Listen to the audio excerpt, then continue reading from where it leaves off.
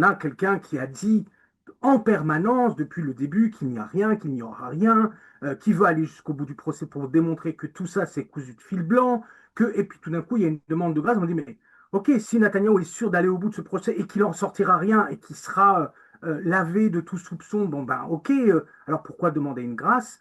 Et puis, je crois que ce sur quoi il faut s'attarder, c'est pas tellement la grâce et le fait qui est pas, parce qu'il y a un cas, hein, c'est là-dessus qu'il s'appuie, c'est le cas du bus Oui, 300.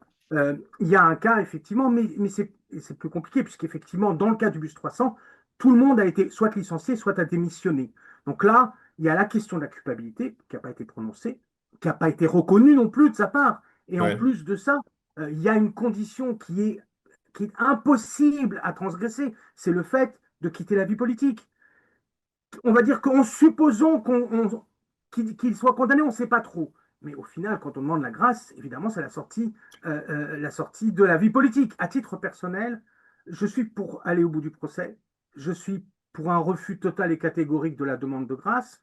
Et je suis pour la réponse du peuple. De mon point de vue, il y a, sur la question de se débarrasser de Netanyahou, moi, personnellement, je n'ai à l'esprit que la réponse aux urnes du peuple. Et c'est pour moi ça la seule et vraie unique réponse que doivent apporter les Israéliens à la question de débarrasser le plancher.